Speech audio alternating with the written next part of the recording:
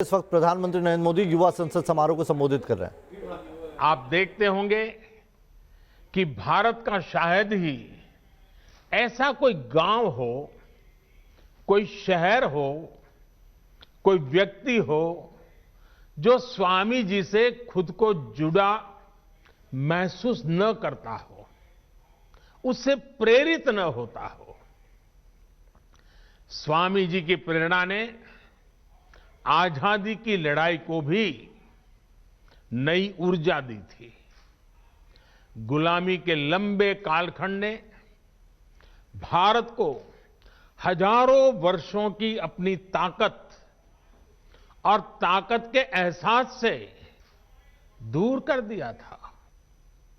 स्वामी विवेकानंद ने भारत को उसकी वो ताकत याद दिलाई, एहसास कराया, उनके सामर्थ्य को उनके मन मस्तिष्क में पुनर्जीवित किया, राष्ट्रीय चेतना को जागृत किया।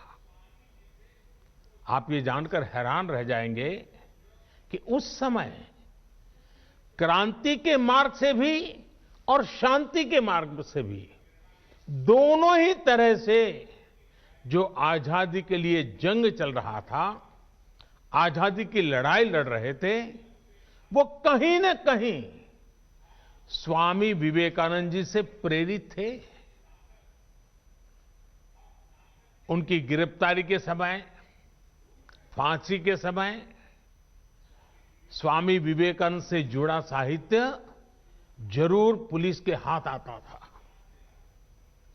तब इसका बाकायदा अध्ययन करवाया गया था कि स्वामी विवेकानंद जी के विचारों में ऐसा क्या है जो लोगों को देशभक्ति के लिए, राष्ट्र निर्माण के लिए, आजादी के लिए मर मिटने की प्रेरणा देता है, हर नवयुवान के मस्तिष्क को इतना प्रभावित करता है।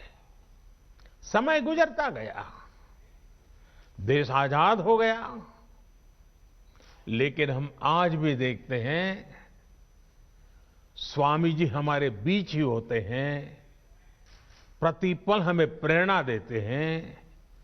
उनका प्रभाव हमारी चिंतन धारा में कहीं न कहीं नजर आता है। आध्यात्म को लेकर उन्होंने जो कहा, राष्ट्रवाद, राष्ट्र निर्माण, राष्ट्रभक्ति को लेकर उन्होंने जो कहा, जन सेवा से जग सेवा को लेकर उनके विचार आज हमारे मन मंदिर में उतनी ही तीव्रता से प्रभावित होते हैं। मुझे विश्वास है आप युवा साथी भी इस बात को जरूर महसूस करते होंगे। कहीं पर भी विवेकानंद जी की तस्वीर देखते होंगे, कल्पना तक आपको नहीं होगी, मनोमन आपके मन में एक श्रद्धा का भाव जग, सर आपको उनको नमन करता होगा, ये अवश्य होता होगा। साथियों, स्वामी विवेकानंद ने एक और अनमोल उपहार दिया है। ये उपहार है व्यक्तियों के निर्माण का, संस्थाओं के निर्माण का। और ज्यादातर ऐसे विषयों की चर्चा भी थोड़ी कम ही होती है, लेकिन हम अध्ययन करेंगे तो पाएंगे कि स्वामी विवेकानंद ने ऐसी संस्थाओं को भी आगे बढ़ाया जो आज भी व्यक्ति के निर्माण का काम बखूबी कर रही है। उनके संस्कार, उनका सेवा भाव, उनका समर्पण भाव लगातार जगाती रहती है। अब से कुछ ही मिनटों के बाद किसानों को लेकर सर्वोच्च अदालत बड़ा फैसला सुना सकती है। हर अपडेट न्यूज नेशन आप तक लगातार पहुंचाता रहेगा, बड़ी कवरेज हमारी जारी रहेगी, लेकिन आपको सबसे पहले लिए चलते हैं युवा संसद समारोह में। पुराने धर्मों के मुताबिक नास्तिक वो है जो ईश्वर में भरोसा नहीं करता, लेकिन नया धर्म कहता है नास्तिक वो है जो खुद में भरोसा नहीं करता। और जब नेतृत्व की बात आती थी तो वो खुद से भी पहले अपनी टीम पर भरोसा जताते थे। मैंने कहीं पढ़ा था, वो किस्सा मैं आपको भी सुनाना चाहता हूं। एक बार स्वामी जी अपने साथी स्वामी शारदानंद जी के साथ लंदन में एक पब्लिक लेक्चर के लिए गए थे। सब तैयारी हो चुकी थी, सुनने वाले इकट्ठे हो गए थे और स्वाभाविक है हर कोई स्वामी विवेकानंद जी को सुनने के लिए आकर्षित होकर के आया था। लेकिन जैसे ही बोलने का नंबर आया तो स्वामी जी ने कहा कि आज भाषण मैं नहीं बल्कि मेरे सहयोगी शारदानंद जी देंगे। शारदानंद जी ने भी सोचा नहीं था कि अचानक उनके जिम्मे काम आ जाएगा, वो इसके लिए तैयार भी नहीं थे। लेकिन जब शारदानंद जी ने भाषण देना शुरू किया तो हर कोई चकित हो गया, उनसे प्रभावित हो गया। और ये होती है लीडरशिप और अपनी टीम के लोगों पर भरोसा करने की ताकत।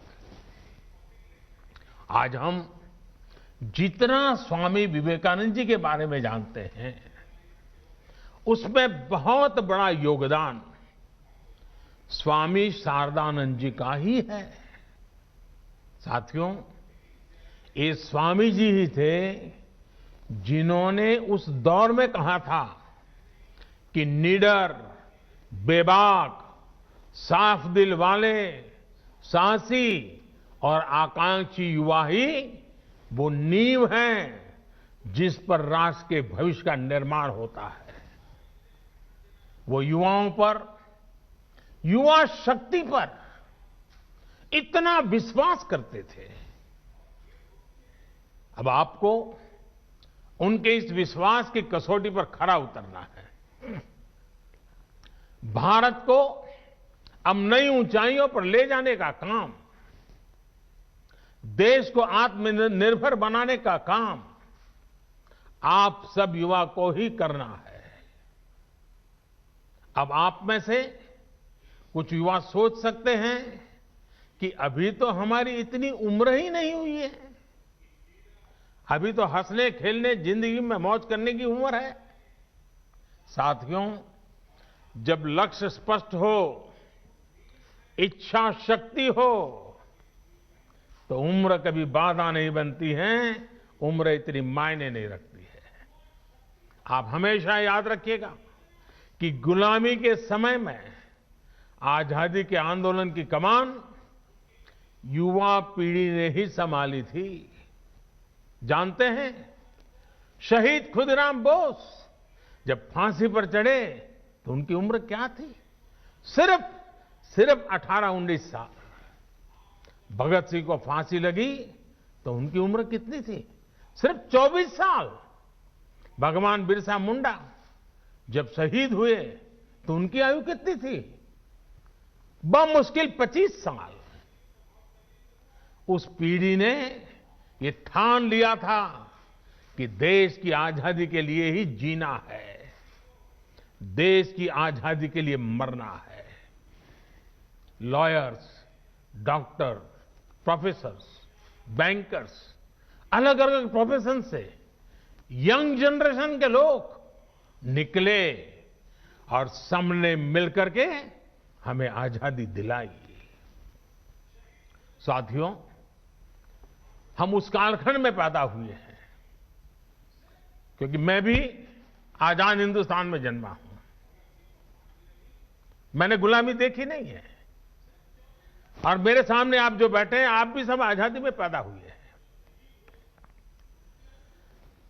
हमें देश की स्वतंत्रता के लिए मरने का मौका नहीं मिला, लेकिन हमें आजाद भारत को आगे बढ़ाने के लिए मौका जरूर मिला है। ये मौका हमें गंवाना नहीं है। साथियों, आजादी के 75 साल लेकर आजादी से 100 साल होने तक, ये आने वाले 25-26 साल बहुत ही महत्वपूर्ण है। 2047 2047 जब आजादी के 100 साल होंगे, ये 25-26 साल की यात्रा बहुत महत्वपूर्ण है। साथियों, आप भी सोचिए, आप आज जिस उम्र में हैं,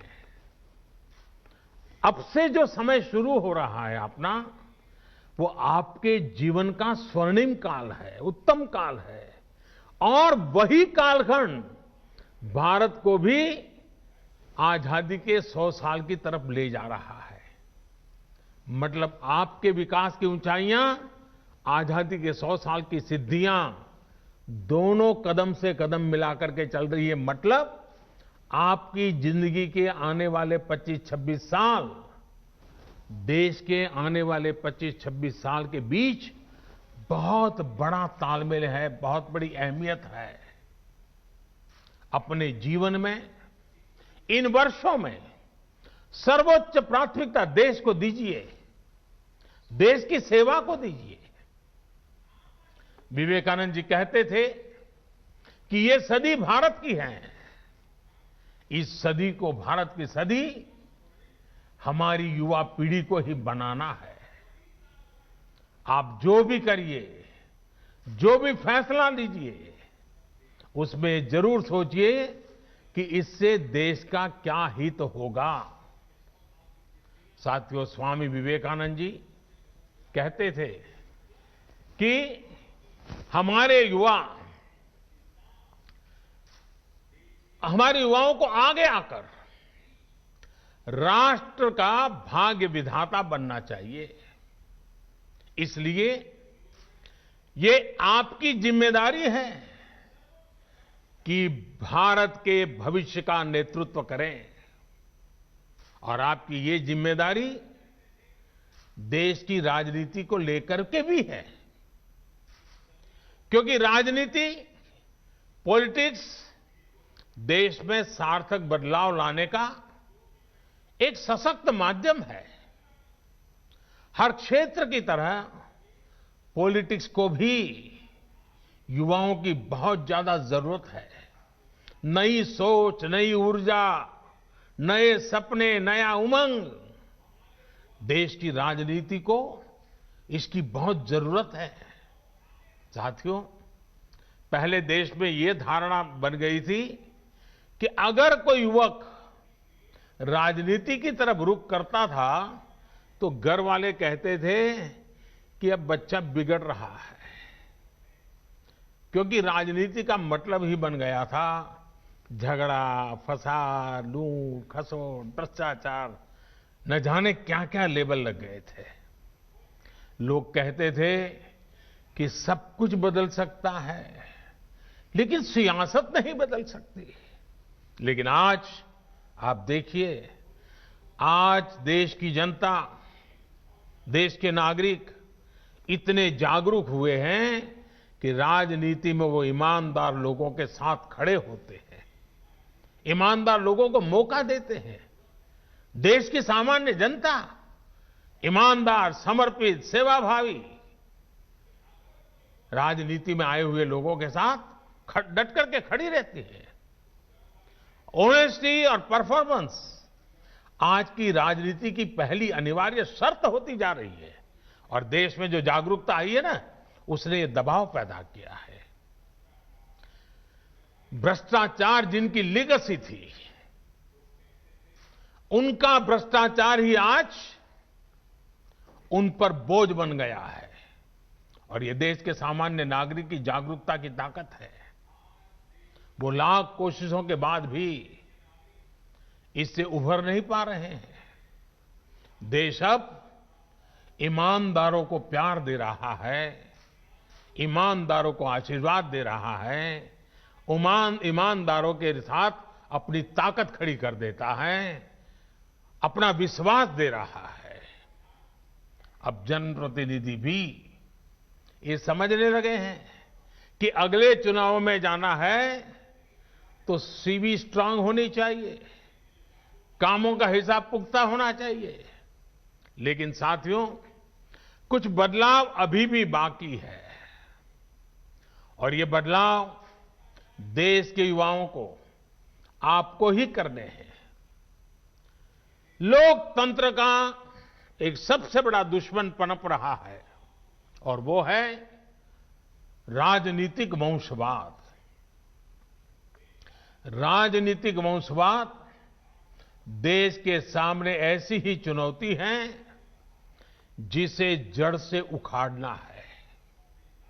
ये बात सही है कि अब केवल सरनेम के सहारे चुनाव जीतने वालों के दिन लदने लगे हैं, लेकिन राजनीति में वंशवाद का ये रोग अभी पूरी तरह समाप्त नहीं हुआ है।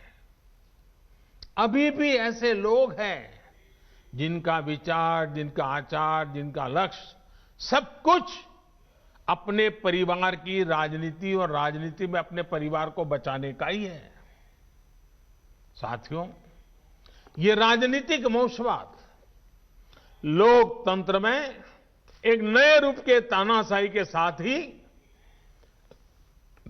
देश पर अक्षमता का बोझ भी बढ़ा देता है।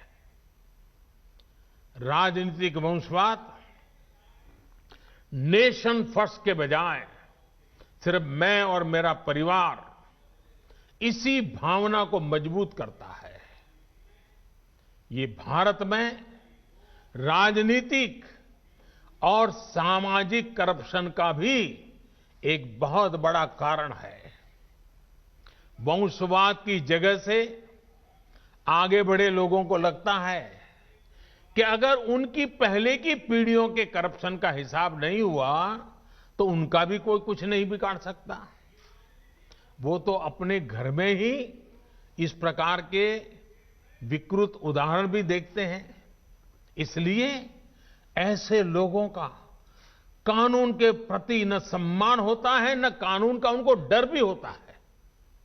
साथियों, इस स्थिति को बदलने का जिम्मा देश की जागरूकता पर है, देश की युवा पीढ़ी पे है और राष्ट्रयाम जागरयाम व्यायाम इसी मंत्र को लेकर के जीना है। आप राजनीति में ज्यादा से ज्यादा संख्या में आए, बढ़ चढ़ करके हिस्सा लेना पाना बनने के इरादे से नहीं, कुछ कर गुजरने के इरादे से आइए। आप अपनी सोच, अपने विजन को लेकर आगे बढ़े, एक साथ मिलकर के काम करें, जुट करके काम करें, डट करके काम करें। याद रखिएगा, जब तक देश का सामान्य युवा राजनीति में नहीं आएगा, वंशवाद का ये जहर इसी तरह हमारे लोकतंत्र को कमजोर करता रहेगा। इस देश के लोकतंत्र को बचाने के लिए आपका राजनीति में आना जरूरी है। और ये जो लगातार हमारे युवा विभाग के द्वारा मॉक संसद के कार्यक्रम चलाए जा रहे हैं, देश के विषयों पर युवा मित्र मिलकर के चर्चा करें, देश के युवाओं को भारत के सेंट्रल हॉल तक लाया जाए, इसके पीछे मकसद भी यही है कि देश की नई युवा पीढ़ी को हम तैयार करें ताकि वो हमारे साथ आने वाले दिनों में देश का नेतृत्व करने के लिए आगे आए, आगे बढ़े। आपके सामने स्वामी विवेकानंद जैसा महान मार्गदर्शक है। उनकी प्रेरणा से आप जैसे युवा राजनीति में आएंगे तो देश और भी मजबूत होगा। साथियों, स्वामी विवेकानंद जी युवाओं को एक और बहुत महत्वपूर्ण मंत्र देते थे। वो कहते थे, किसी आपदा या परेशानी से भी ज्यादा महत्वपूर्ण है उस आपदा से ली गई सीख। आपने उसमें से क्या सीखा? हमें आपदाओं में संयम की भी जरूरत होती है, साहस की भी जरूरत होती है। आपदा हमें ये सोचने का भी अवसर देती है कि जो बिगड़ा है हम वही दोबारा बना लें या नए सिरे से एक नए निर्माण की नींव रखें। कई बार हम एक संकट, किसी आपदा के बाद कुछ नया सोचते हैं तो फिर देखते हैं कि उस नई सोच ने कैसे पूरा भविष्य बदल दिया। आपने भी अपने जीवन में महसूस किया होगा। मेरा मन करता है कि आज एक अनुभव मैं आपके सामने जरूर आपके सामने रखूं।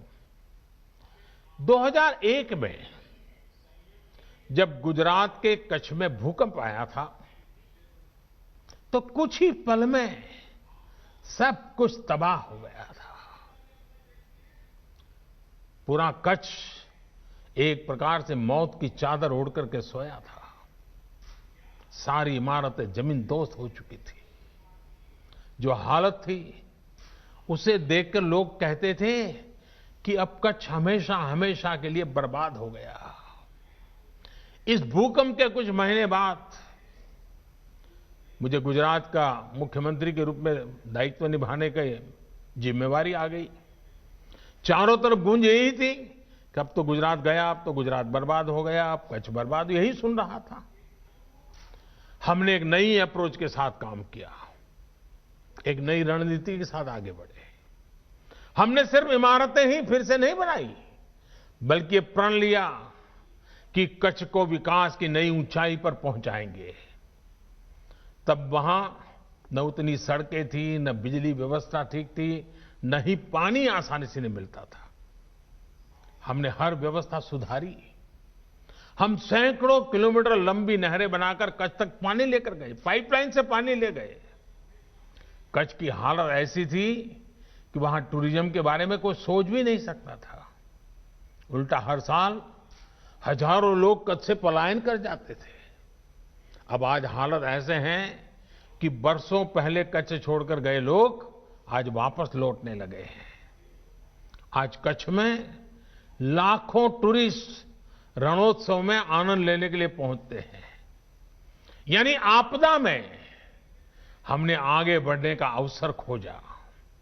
साथियों, उस समय भूकंप के दौरान ही एक और बड़ा काम हुआ था जिसकी उतनी चर्चा नहीं होती है।